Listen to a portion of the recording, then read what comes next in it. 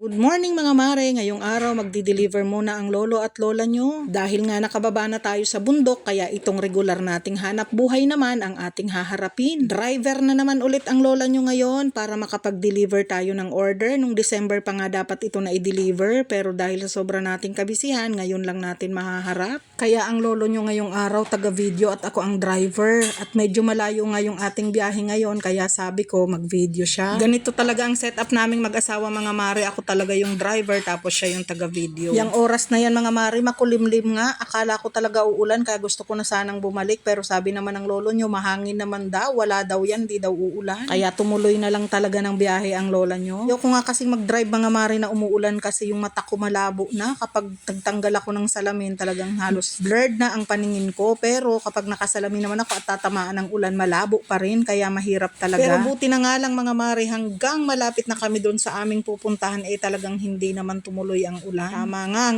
ang takot ay nasa isip lamang. At nakarating na nga kami sa aming lugar na paghahatiran ng aming produkto. Itong mga pang-deliver ko na ito mga mare ay mga personal collection products ito mga mare. Medyo marami nga ito pero wala yung aming sadya. Nakailang beses na nga ako nag-doorbell dyan pero wala talaga mga mare ang aking tao na kinakailangang makausap. Pero buti na lang lumabas yung anak niya kaya iniwanan na lang namin yung aming pang-deliver. Bahala na mag-uusap na lang kami sa cellphone. Kaya ganun talaga mga mare itong hanap buhay ko. Sakripisyo talaga kasi kailangan mong makahanap ng mga regular consumer, regular na customer kasi ang aking produkto mga mare panggamit naman talaga sa bahay. Sa mga susunod iba-vlog ko bawat produkto namin kung saan mo siya magandang gamitin at paano ka nga naman ba matutulungan nito at para kumita. Maikwento ko nga sa inyo mga mare habang nasa biyahe ako. Noong araw wala akong alam tungkol dito. Hindi ko talaga kahilig-hilig to mga mare. Mahiyain akong kumausap ng tao. At lalong hindi ko rin linya ang pagbebenta. Pero meron na akong pamilya kaya kahit ayaw ko mga mare, pinilit ko talagang matutunan. Isa na ito sa tinatawag na sakripisyo mga mare. Yun bang ayaw mo pero kailangan mo. Maraming mga bagay mga mare na ayaw nating gawin pero sadyang kailangan natin. Kasi kagaya ko mga mare, wala naman akong ibang alam na trabaho. Kaya nung napakinggan ko dun sa isang motivator na dito daw ay pwedeng mabago ang buhay mo.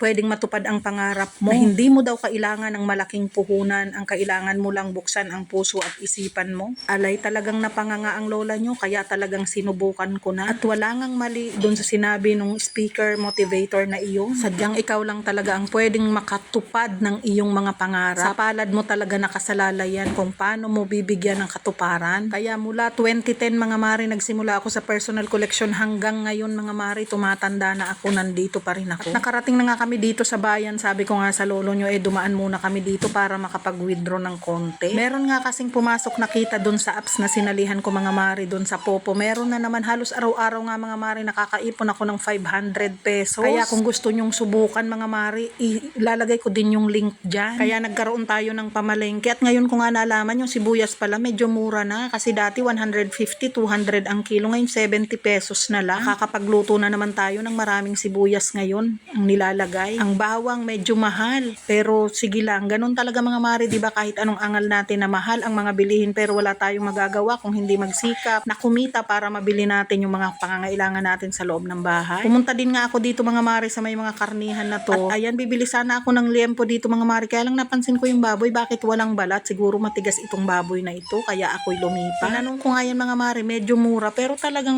nagtataka talaga ako bakit wala siyang balat. Kaya iniwanan niya ng lola nyo at naghanap ng iba. Ayan, for dalakad muna tayo. Lagi tayong handa na maglakad, maghanap ng mga kailangan natin kung saan tayo makakamura. At dito merong mga gulay, talong, sigarilyas, sita, pechay. Namili na nga ako dyan ng mga gulay mga mari na kakailanganin namin. Kahit tagkakaunti lang muna. Tagkakaunti lang kasi nasisira lang naman kapag nai-stack ng matagal. Syempre, hindi mawawala ang pechay para sa ating nilaga. Bumili na rin ako ng talong, ng sigarilyas na kaunti. At ang nakalimutan kong bilhin ay kalamansi. Ayan talaga mga mari, pag tumatanda ka na, ang dami mo talagang makakalimutan sa buhay mo. Kung hindi ko nga kinukulayan yung buhok ko, halatang halata, hindi na kayo magtataka bakit makakalimutin ako ngayon. Kaya uuwi na naman ang lola nyo na meron ng gulay, meron ng lulutuin. Kaya salamat dun sa mga nanonood ng aking video. Kung umabot ka nga sa parting ito ng video ko, maraming salamat sa panonood.